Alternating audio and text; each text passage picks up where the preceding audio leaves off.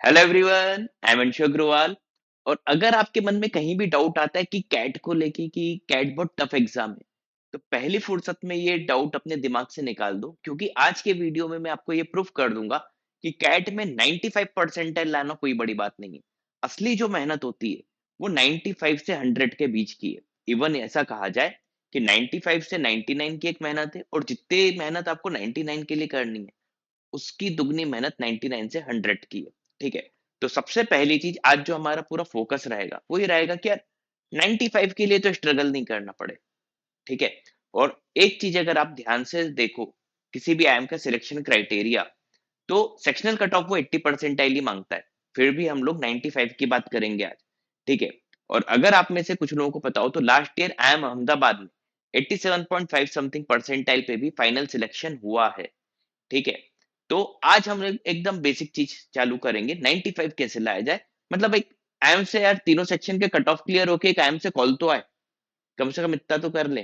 ठीक है। 95 की तो बात करेंगे ही करेंगे, साथ में तीनों सेक्शन में हमारा सेक्शनल निकल जाए। नहीं तो कोई एक सेक्शन को अगर स्किप कर दो तो दो सेक्शन की दम पे तो आप ओवरऑल 99 भी ला सकते हो, नॉर्मली जैसा मेरे आ जाते हैं। ठीक है। एलआरडीआई और क्वांट की दम पे। लेकिन आज हम बात क्या करने वाले हैं कि तीनों सेक्शन में बैलेंस स्कोर कैसे लाएं और 95 प्लस परसेंटाइल कैसे लाएं। और इसके लिए सही बताऊं, वैसे बोलना नहीं चाहिए लेकिन बहुत ज्यादा पढ़ाई की जरूरत नहीं होती 95 के लिए। हाँ, 95 प्लस में खूब पढ़ाई की जरूरत है। ठीक है। तो उस पे कभी बाद में बात करेंगे। आज कुछ चीजें ध्यान से समझ लो। और सबसे अच्छा जो मैं इसको प्रूफ करूंगा आपके सामने एग्जाम्पल के साथ। ठीक है।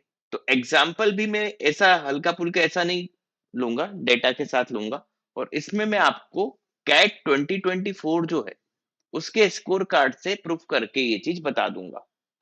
ठीक है। तो कैट 2024 के स्कोर कार्ड से ये चीज हम प्रूफ करके देख लेंगे। तो चलो सबसे पहले उसी के देख लेते हैं, फिर मैं आपको कुछ चीजें समझाऊंगा जो आपको ध्यान रखनी है। ठीक। ये जैसे कैट का स्कोर कार्ड आपको स्क्रीन पे दिख रहा होगा। ठीक है। 100 परसेंटाइल, अभी हम उसकी बात नहीं करेंगे। आज हमारा फोकस किस पे रहेगा? 95 परसेंटाइल पे। आज हमारा फोकस किस पे रहेगा? इस पे। ठीक है। तो इस पे आप ध्यान से देखना आज। अब ध्यान से देखो, सबसे पहले वीएआरसी की बात करते हैं। अच्छा, वीएआरसी में भी आप हमारी वेबसाइट पे जाओगे तो कई आपको वो मिल जाएंगे, फ्री के आरसी सॉल्व कराए हुए, वो देख लेना। वीएआरसी में अगर आप देखो 90 परसेंटाइल के पहले बताता हूँ। अच्छा, कैट में आप जानते हो कि +3 और -1 होता है, और माइनस एमसीक्यू में ही होता है, थीटा में तो माइनस भी नहीं होता। ठीक है। तो अगर आप ध्यान से देखो 90 परसेंटाइल सिर्फ और सिर्फ आपके 8 क्वेश्चन करके ही आ गए। ठीक है। और ध्यान से देखोगे तो 9 प्लस मतलब अगर आपने 10 क्वेश्चंस करेक्ट कर दिए आउट ऑफ 24, आउट ऑफ 24 आपने सिर्फ 10 करेक्ट कर दिए तो आपके 95 परसेंटाइल आ जाएंगे। ध्यान से सुनना, अभी पूरा एनालिसिस देखना, ओवरऑल तक का बताऊंगा। अब आपको मेहनत क्या, बेसिकली होता क्या है, हम लोग क्या करते हैं, इवन मैं पिछले 10 साल से पढ़ा रहा हूँ, 10 से ज्यादा ही हो गए थे। ठीक है। मैंने एक चीज ऑब्जर्व की, बच्चे क्या करते हैं नॉर्मली, जिनके कम परसेंटाइल आते हैं उनकी, उनको सब कुछ करना है। वो उस पर ध्यान ही नहीं देते कि भाई जो तुमसे बन रहा है पहले वो तो कर लो। लेकिन नहीं, जो नहीं बन रहा उस पर ज्यादा कंसंट्रेट करेंगे। इस चक्कर में क्या होता है, जो बन रहा है उसको भी नहीं करते। पॉइंट समझ रहे हो? तो पहले आप वो करो कि जो बन रहा है, तो अगर आपने उसी को बहुत अच्छे से कर लिया, अगर आपका कोई टॉपिक स्ट्रांग है तो उसको इतना स्ट्रांग कर लो कि यार कैट में अब इससे रिलेटेड कोई भी क्वेश्चन आ जाए, भले कितना भी टफ आ जाए वो तो बनाना ही है, तो आपके आराम से परसेंटाइल आएंगे। ठीक है। तो अगर आपने 10 क्वेश्चन कर लिए तो 30 मार्क्स अप्रोक्स आएंगे, जिससे आप 95%, इवन 30 मार्क्स में तो आपके 96 या 97 आ जाएगा। ठीक है। डीआईएलआर की बात करें तो लास्ट ईयर तो बहुत ज्यादा इजी थी। ठीक है। तो लास्ट ईयर जब बहुत ज्यादा इजी थी तब भी 9 क्वेश्चन करके आपके 95 परसेंटाइल आ गए। ठीक है। और जब बहुत टफ होती है तो 6 to 7 क्वेश्चन करके भी 95 परसेंटाइल आ जाता है डीआईएलआर में। ठीक है। तो बेसिकली 9 क्वेश्चन क्या है, दो सेट करने थे बस, है ना। दो सेट अगर आपने कैट में बना दिए अच्छे से तो आपके 95 तो कहीं नहीं गए। ठीक है। और लास्ट ईयर की बहुत ज्यादा इजी थी। इवन ध्यान से देखो, तो 12 क्वेश्चन में तो 99 आ गए थे, ठीक है? 9 और 12 में से 3 क्वेश्चन का फ़र्क है, फिर 3 क्वेश्चन ज़्यादा करके देखो 95 से सीधे 99, पॉइंट समझ रहे हो? ये होता है कैट। तो मैं बार-बार बोल रहा हूँ 95 तक बड़ी बात नहीं है, ठीक है? उसके ऊपर फिर एक-एक क्वेश्चन में मेहनत लगती है, इसलिए आपको सुनने में लग रहा होगा 9 टू 12, लेकिन पूरा एक सेट एक्स्ट्रा बनाना था, ठीक? अब क्वांट में देखो, क्वांट तो हद ही मचा दी लास्ट ईयर।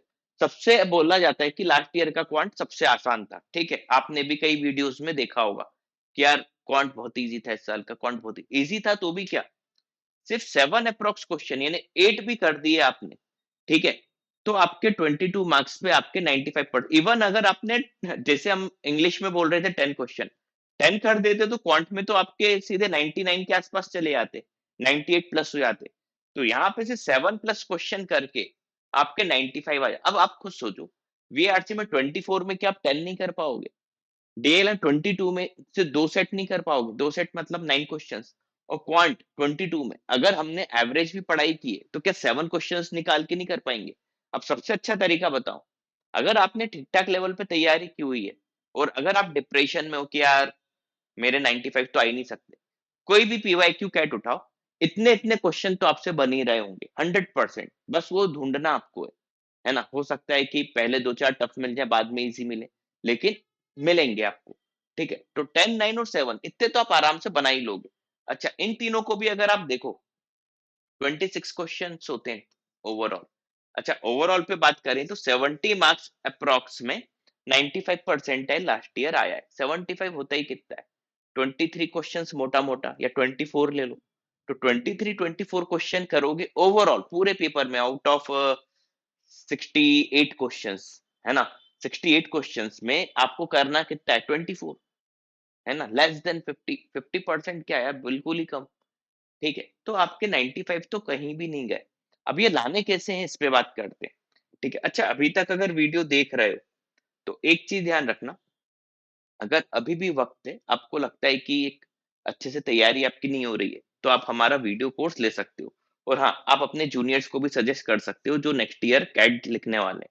उसके लिए इस वेबसाइट पे जाके आपको क्लिक करना है। प्लस अगर आप लोग फ्री में हम लोग topic wise test series provide करने की सोच रहे हैं। अगर आप लोग इंटरेस्टेड हो तो कमेंट सेक्शन में ज़रूर बताना, फिर उससे रिलेटेड मैं प्लान बनाऊँगा।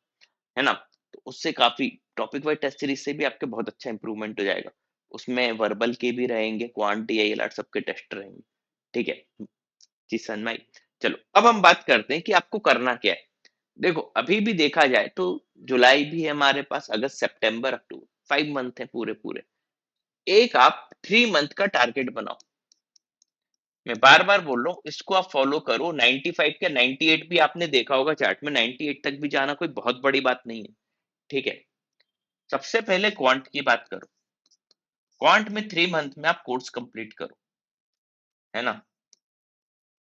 और इवन जो टॉपिक आपको टफ लगते हैं, उनको पूरा मत छोड़ो, उनका बेसिक कर लो।